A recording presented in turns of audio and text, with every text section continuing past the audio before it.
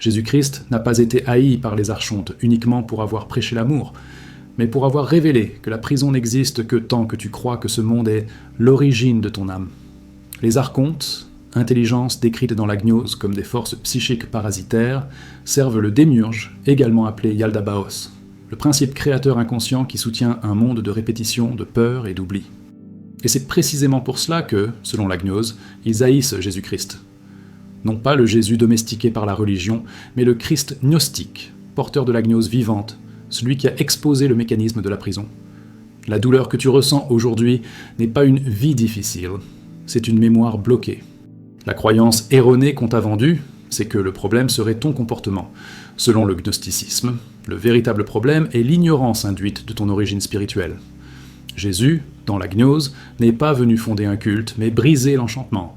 Il a enseigné que le royaume n'est pas à l'extérieur, que le vrai Père n'est pas le démiurge, et que le salut consiste à s'éveiller du mensonge ontologique.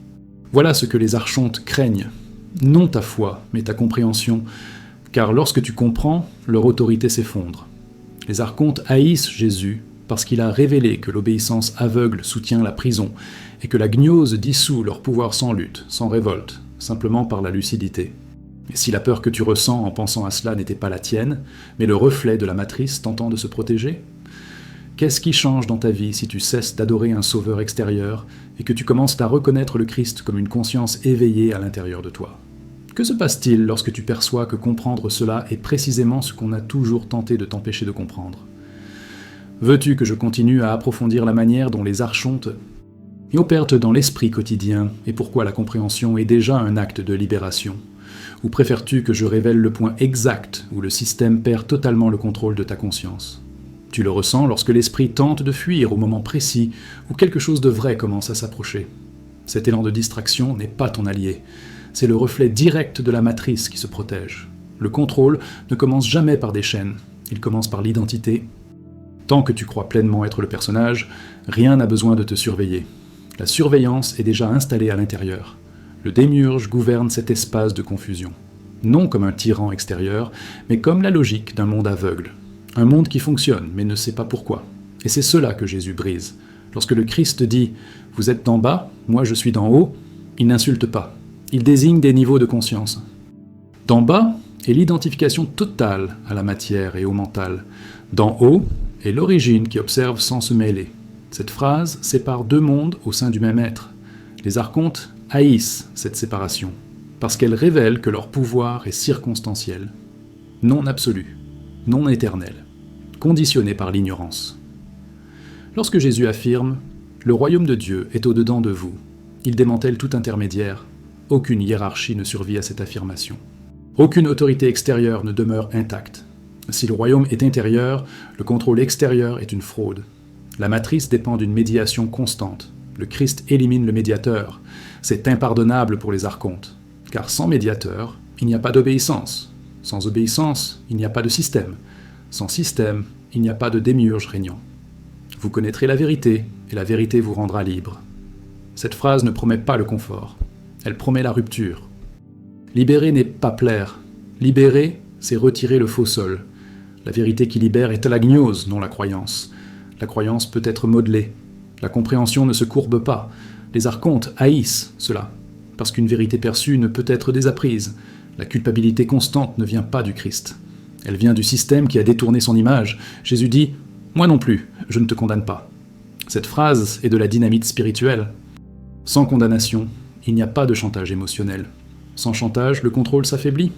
Le démiurge a besoin de la culpabilité pour maintenir le cycle. Le Christ retire la culpabilité. C'est pourquoi son message a été inversé. Pour maintenir la peur vivante. Mon royaume n'est pas de ce monde. Cette phrase n'est pas poétique. Elle est ontologique. Le Christ sépare le monde de la forme du monde de l'origine. Il affirme que ce système n'est pas final. Cela brise l'enchantement de la totalité. Les archontes ne dominent que lorsque ce monde semble être tout. Lorsqu'un autre niveau apparaît, la domination s'effondre. La matrice ne supporte pas la relativisation. Elle exige l'exclusivité. Lorsque Jésus dit que celui qui a des oreilles pour entendre, entende, il ne parle pas du son. Il parle de capacité intérieure. Tous ne sont pas prêts à percevoir. Et ce n'est pas de l'élitisme, c'est une maturation de la conscience. Les archontes œuvrent à maintenir tous sourds intérieurement. Beaucoup de stimulation, peu de présence. Le Christ appelle au silence lucide. Le silence est une menace directe pour le contrôle. Car dans le silence, l'esprit perd son adhérence. Et l'étincelle réapparaît. Avant qu'Abraham fût, je suis. Ici, le Christ ne parle pas du temps historique. Il parle de l'état d'être. Le « je suis » précède toute narration. C'est une identité sans forme. C'est la conscience pure. Cela ne peut être contrôlé. Le démiurge gouverne ce qui a un nom et une forme. Le « je suis » échappe. Et les archontes le savent. La matrice enseigne que tu n'es incomplet. Le Christ révèle que tu as oublié. Cela change tout. Car celui qui naît incomplet a besoin d'un système. Celui qui a oublié a besoin de se souvenir. Le souvenir est intérieur. Aucune structure ne contrôle celui qui se souvient. Les archontes haïssent la mémoire spirituelle, parce qu'elle dissout leur autorité sans confrontation, simplement par la clarté. Si ton œil est sain, tout ton corps sera dans la lumière. Le Christ parle de la perception. L'œil, ici, n'est pas un organe, c'est la conscience. Lorsque la perception s'aligne, tout le corps se transforme. Ce n'est pas un miracle extérieur, c'est une réorganisation intérieure. La matrice dépend d'une perception fragmentée. Le Christ enseigne une perception intégrale. Cela démonte le jeu. Jésus ne promet pas de sauver le monde, il promet d'éveiller l'individu. Le système ne tombe que un par un, jamais en masse. Les archontes le savent. C'est pourquoi ils encouragent les foules, les rituels vides, le bruit spirituel. Le Christ appelle peu de gens, silencieusement, car l'éveil n'est pas un spectacle. C'est l'effondrement intérieur du mensonge, et cela se propage sans contrôle. Nul ne peut servir deux maîtres, ou la conscience, ou le système. Il n'existe pas de neutralité. La tentative de conciliation est un piège. La matrice adore la conciliation. Le Christ exige un choix intérieur, non idéologique. Cela effraie l'ego et terrifie les archontes, car un choix conscient met fin à la domination. Lorsque tu ressens un malaise en entendant cela, observe. Ne lutte pas, observe. Ce malaise n'est pas une menace réelle, c'est l'identité fausse qui se défend. Le Christ ne te confronte pas. Il confronte ce qui n'est pas toi. Les archontes haïssent cette précision, parce qu'elle sépare sans violence. Et le contrôle se perd. Celui qui perdra sa vie à cause de moi la trouvera. Ici, la vie n'est pas biologique, c'est l'identité fabriquée. Perdre le personnage, c'est trouver l'être. La matrice te supplie de ne jamais perdre le personnage. Le Christ t'invite à le lâcher. C'est une libération réelle, non symbolique. Les archontes vivent de l'attachement à la persona. Sans persona, il n'y a pas de prison. Et si ces paroles ne t'enseignaient rien, mais te rappelaient quelque chose? Et si l'inconfort était le signe, non l'erreur? Et si comprendre cela n'était pas accumuler du savoir, mais perdre des illusions? Qu'est-ce qui réagit exactement en toi lorsque le Christ cesse d'être extérieur? Qui serais-tu sans le récit qu'on t'a donné? Jusqu'où cette compréhension peut-elle avancer avant que la peur tente de l'interrompre? Que se passe-t-il si tu ne fuis pas cette perception maintenant? Qui demeure lorsque la matrice ne trouve plus où s'appuyer? Et pourquoi, précisément maintenant, cette question commence-t-elle à devenir impossible à ignorer? Tu perçois comment l'esprit tente de transformer tout cela en théorie pour empêcher que cela ne devienne une expérience. La théorie est sûre pour la matrice. Elle occupe l'intellect et laisse la conscience intacte. Le Christ ne s'adressait pas aux intellectuels, mais à ceux qui sentaient le poids du monde à l'intérieur. Lorsqu'il dit « Venez à moi, vous tous qui êtes fatigués », il pointe l'épuisement de l'identification. La fatigue n'est pas physique, elle est existentielle. C'est l'âme étouffée par la répétition. Les archontes maintiennent le cycle précisément par l'usure. Un être épuisé ne questionne pas. Il continue simplement. Pourquoi vois-tu la paille dans l'œil de ton frère, et ne remarques-tu pas la poutre dans le tien? Cette phrase démantèle le mécanisme central de la distraction. Regarder à l'extérieur est le plus ancien des stratagèmes de la matrice. Tant que tu accuses, compares, juges, tu ne t'observes pas. Le Christ ramène le regard vers l'intérieur. Cela est intolérable pour le système. L'observation intérieure brise l'automatisme. Sans automatisme, il n'y a pas de prévisibilité. Sans prévisibilité, il n'y a pas de contrôle. Les archontes haïssent cette inversion. Cherchez d'abord le royaume. Pas après, pas quand il restera du temps. D'abord. Ce n'était pas une morale, c'est une priorité de conscience. La matrice t'enseigne à chercher la survie, le statut, la validation. Le Christ enseigne à chercher la lucidité. Tout le reste perd son pouvoir lorsque la lucidité apparaît. Le démiurge gouverne le secondaire. L'essentiel échappe à sa portée. C'est pour cela que la quête intérieure est sabotée. Ne vous inquiétez pas du lendemain. L'anxiété est un outil d'emprisonnement temporel. Elle projette la conscience hors de l'instant présent. Dans le présent, le système s'affaiblit. Le Christ appelle à la présence vivante, non comme une technique, mais comme un état naturel. Les archontes ont besoin du futur et du passé. Le présent conscient ne laisse aucune brèche. En lui, l'identité fausse ne se maintient pas. C'est pourquoi le présent est évité. Si quelqu'un veut venir après moi, qu'il se renie lui-même. Il n'y a ici aucun ascétisme aveugle. Il y a désidentification. Se renier, c'est nier le personnage automatique. L'ego confond cela avec la mort, mais l'être le reconnaît comme un soulagement. La matrice survit de l'affirmation constante du moi. Moi. Le Christ propose l'effondrement de ce faux centre. Sans faux centre, le contrôle disparaît. Les archons ne le savent. Père, pardonne-leur, car ils ne savent pas ce qu'ils font. Cette phrase n'absout pas le système. Elle révèle une ignorance structurelle. L'ignorance est le pilier de la domination. Ne pas savoir ce que l'on fait maintient le cycle en marche. Le Christ ne combat pas l'ignorance par la punition. Il l'expose par la conscience. L'exposition dissout le pouvoir caché. Les archontes dépendent de l'invisible. Lorsqu'il est vu, ils s'affaiblissent. Veiller. Un mot simple, mais dévastateur. Veiller, c'est être présent. C'est observer sans se confondre. Le Christ résume tout le chemin en cela. La vigilance intérieure empêche le détournement de l'attention. La matrice se nourrit d'une attention dispersée. Une attention rassemblée est une menace directe. C'est pourquoi la vigilance n'a jamais été encouragée. Ce ne sont pas tous ceux qui disent « Seigneur, Seigneur » qui entreront dans le royaume. Ici, le Christ sépare le discours de la conscience. La parole n'est pas transformation. Le rituel n'est pas la gnose. La matrice adore la répétition vide. Le Christ exige une cohérence intérieure. Sans cohérence, il n'y a pas d'éveil. Les archontes encouragent le discours spirituel, mais ils craignent le silence lucide, car dans le silence, la vérité émerge. Vous êtes la lumière du monde. Non au sens moral, mais ontologique. La lumière est la conscience. Le Christ ne crée pas la lumière en toi. Il indique qu'elle est déjà là. La matrice fonctionne en effaçant cette évidence. Lorsque tu reconnais la lumière comme ta nature, la peur tombe. Sans peur, le système perd son emprise. Les archontes haïssent ce souvenir. L'œil est la lampe du corps. La perception définit la réalité vécue, non les faits extérieurs. Lorsque la perception change, le monde change. Le Christ enseigne cela sans psychologie, sans méthode, simplement comme un fait de conscience. La matrice tente de modifier le monde extérieur pour te maintenir occupé. Le Christ déplace l'axe intérieur. C'est une libération réelle. C'est pourquoi cela a été occulté. Si vous demeurez dans ma parole, vous êtes vraiment mes disciples. Demeurer n'est pas répéter, c'est habiter. Habiter la conscience indiquée. Le Christ ne veut pas des suiveurs, il veut des états d'être.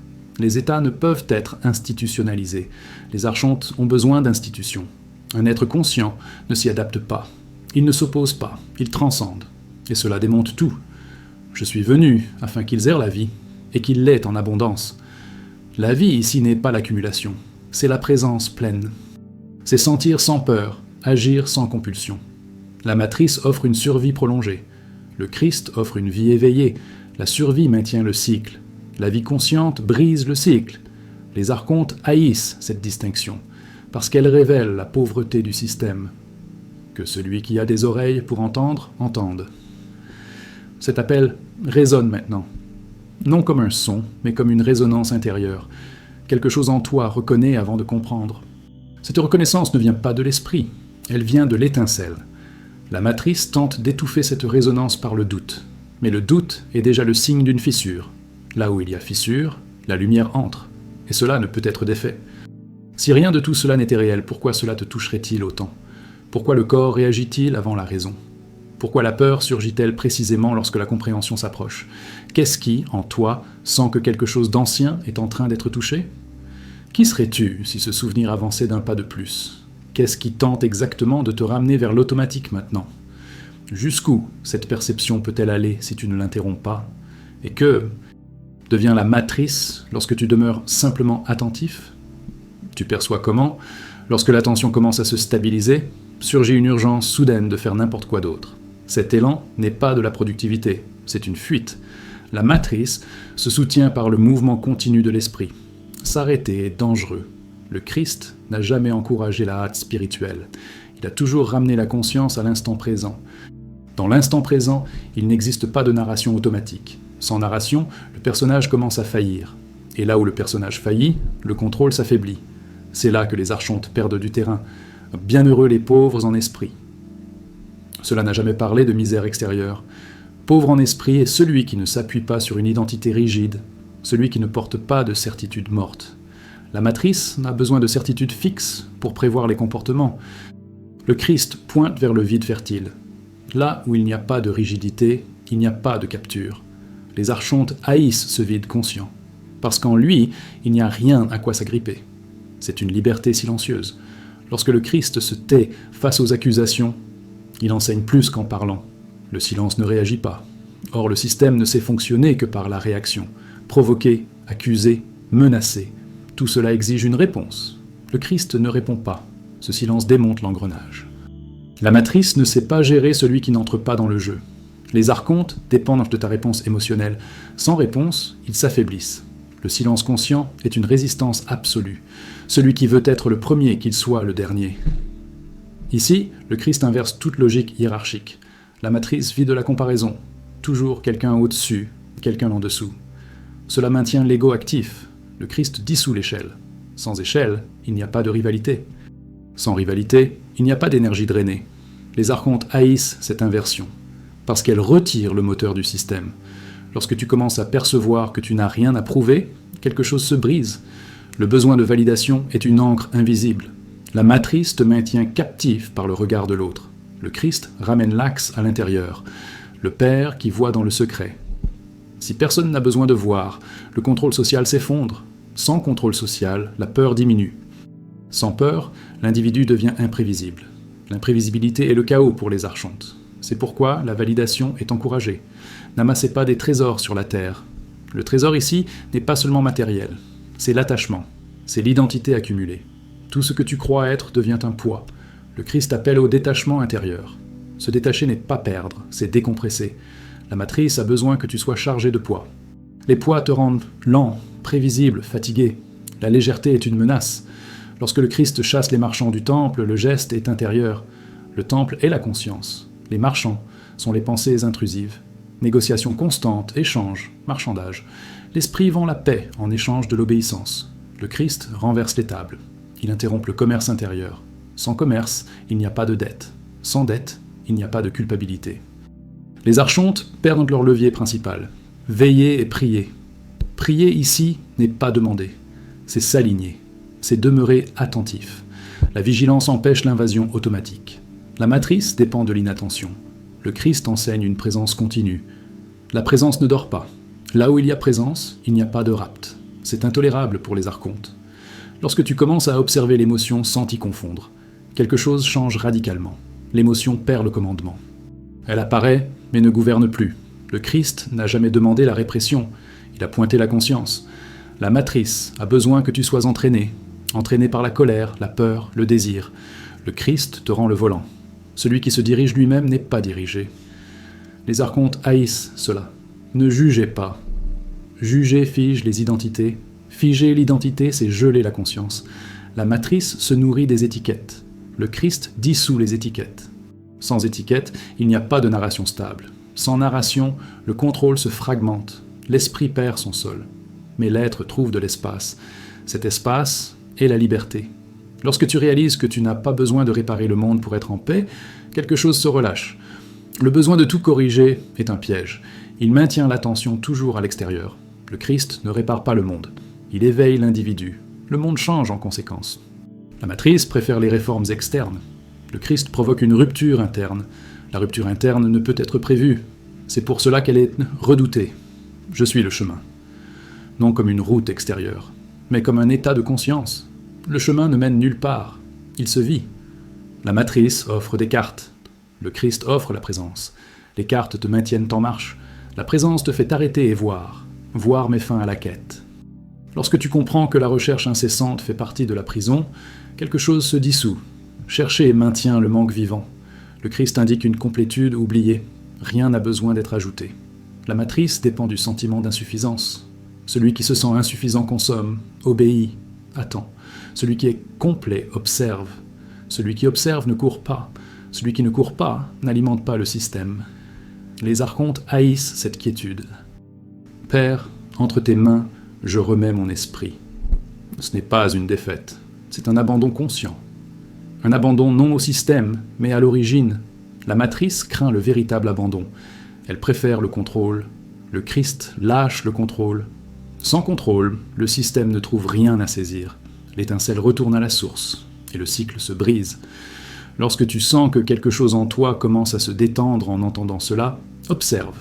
Se détendre n'est pas renoncer. C'est lâcher la lutte inutile. La lutte maintient l'identité active.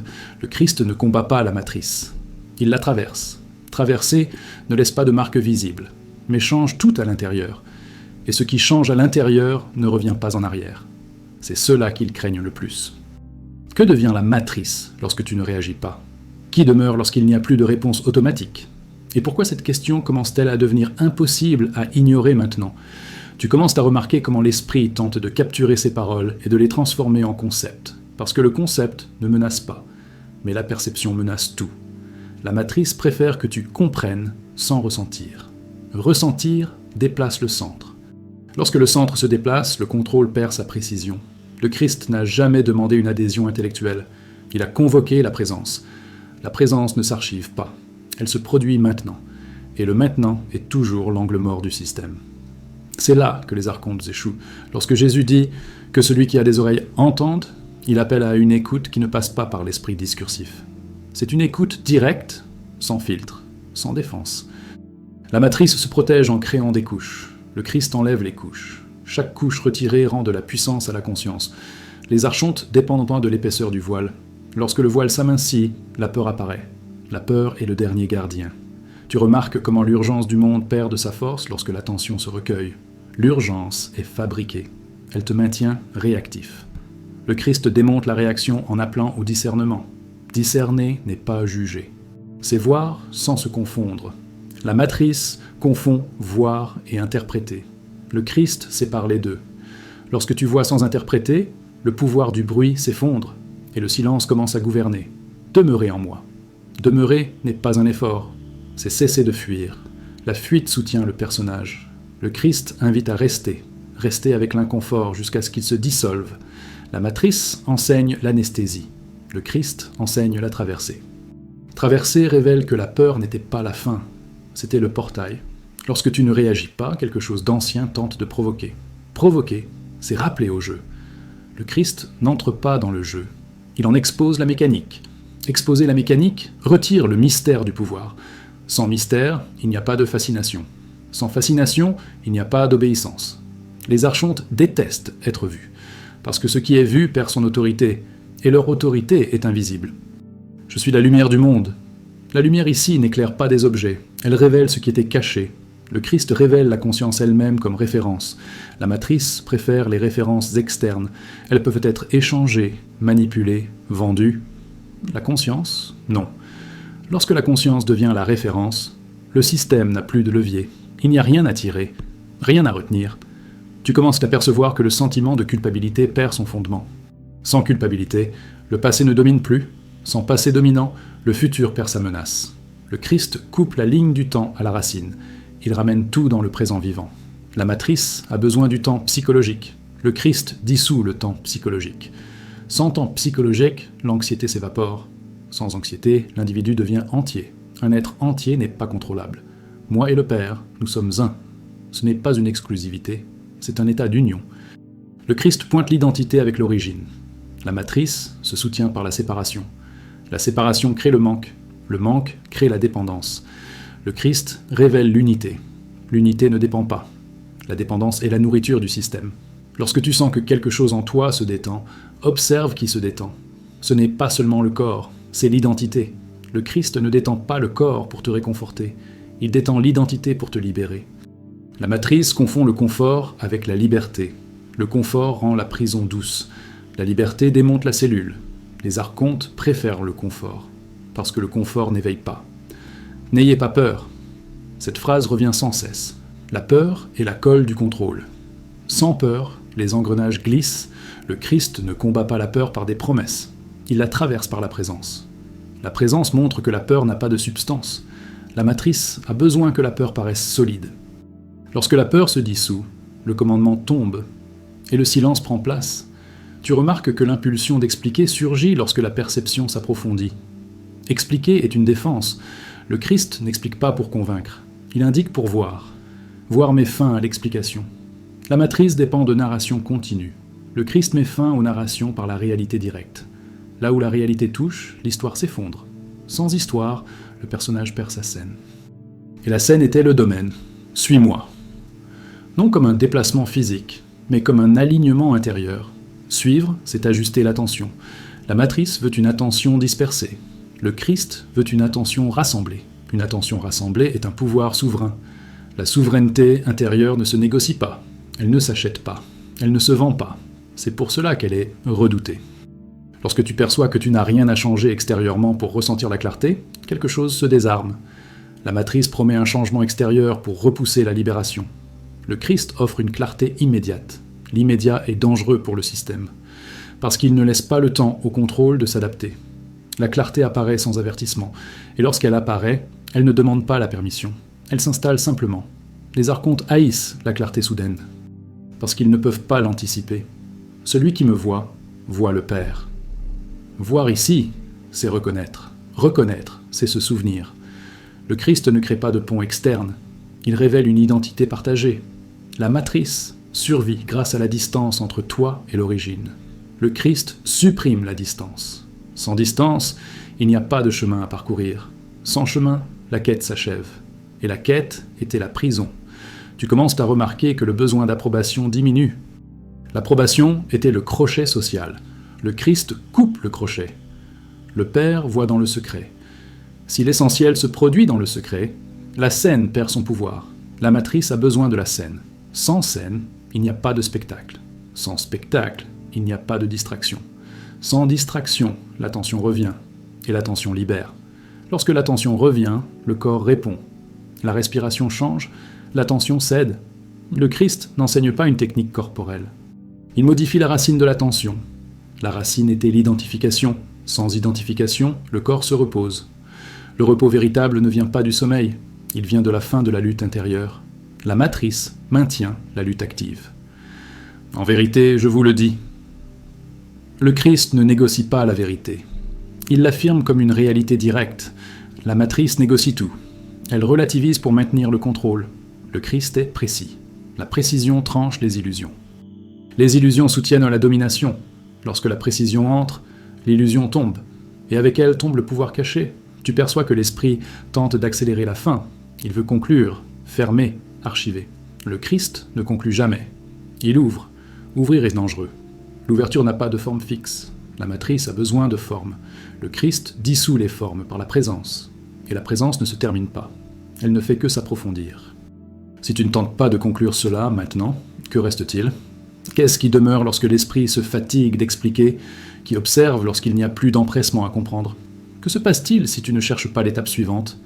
Et si l'étape suivante était simplement de demeurer attentif ? Qu'est-ce qui tente exactement d'interrompre cette permanence maintenant ? Qui gagne lorsque tu te distrais ?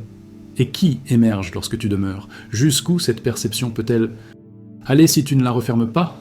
Et pourquoi, à ce point précis, la refermer commence-t-elle à sembler impossible ?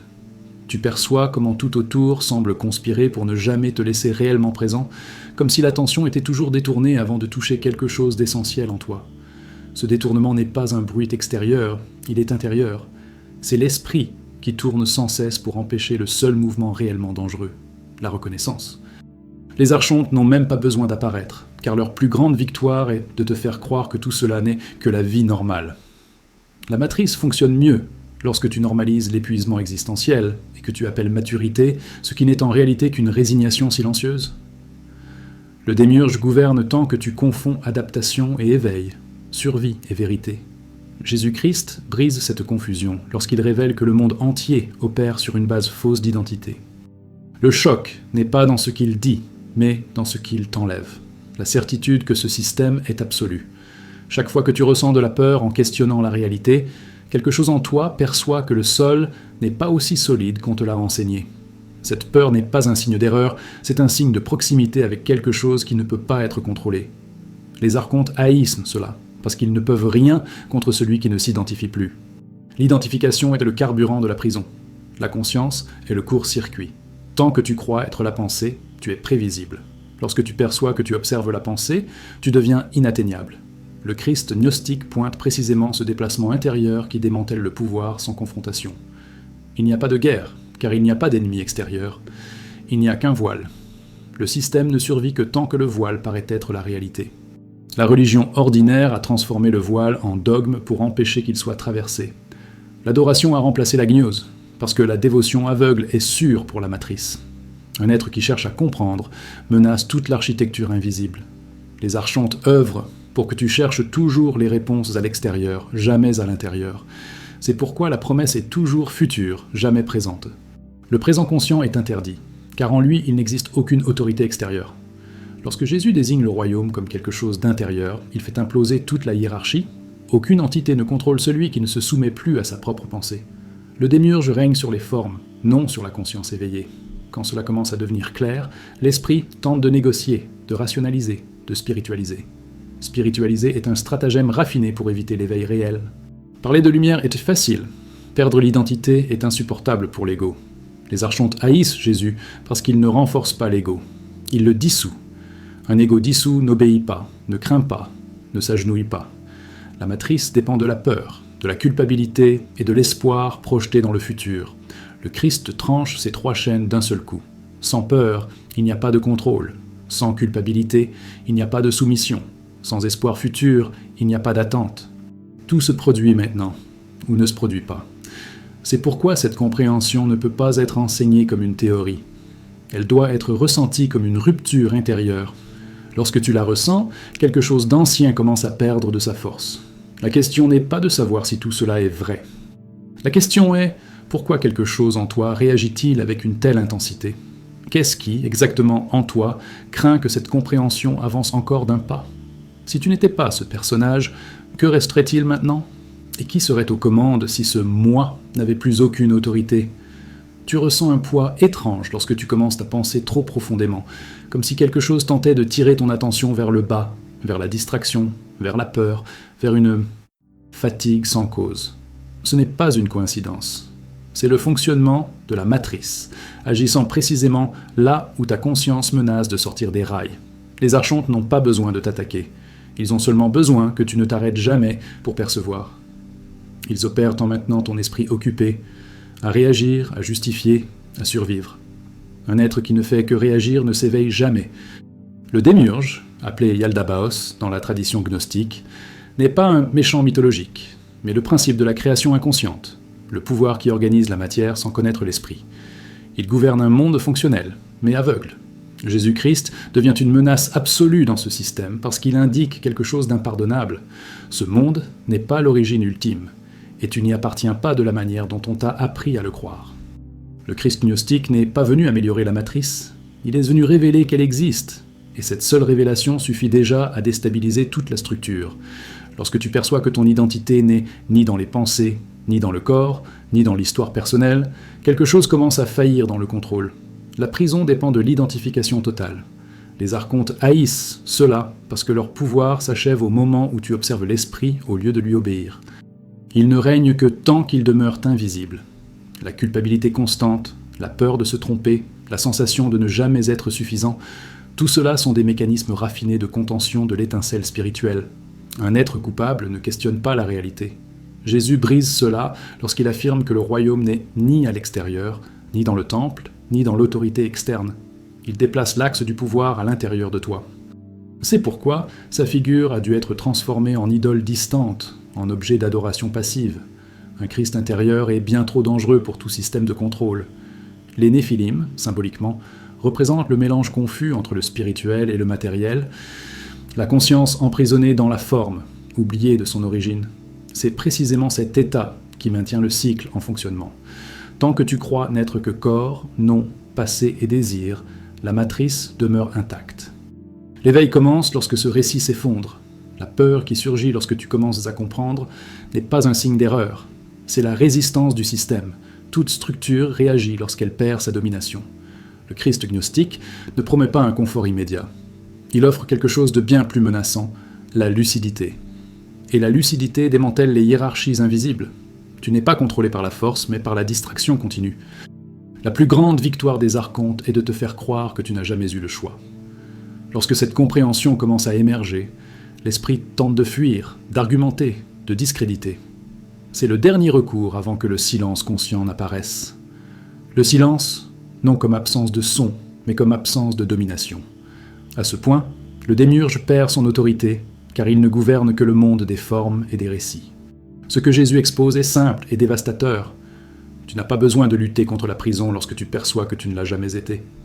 Et si cette inquiétude que tu ressens maintenant n'était pas de l'anxiété, mais une mémoire qui tente de revenir? Et si comprendre cela était précisément le point où la matrice commence à se fissurer en toi? Si quelque chose en toi est devenu inquiet, ne l'ignore pas. Cette inquiétude n'est pas de la confusion, c'est une fracture dans le contrôle. La matrice ne fonctionne que tant que tu la traverses endormie. À l'instant même où tu commences à percevoir, même sans savoir expliquer, quelque chose s'est déjà déplacé. Les archontes ne craignent pas tes doutes. Ils craignent ton attention soutenue. Ils craignent l'instant où tu cesses de réagir et commences à voir. Le démiurge règne tant que tu t'identifies au personnage, mais perd son autorité lorsque la conscience reprend le centre. Jésus-Christ, dans la gnose, n'a jamais promis le confort. Il a promis la vérité. Et la vérité ne clôt pas, elle ouvre. Si tu as ressenti un soulagement, c'est que quelque chose de faux a commencé à tomber. Si tu as ressenti de la peur, c'est que quelque chose d'ancien était menacé. Rien de tout cela n'est un accident. Ce contenu n'est pas venu pour te convaincre, mais pour te rappeler. Et ce souvenir n'a pas de retour en arrière.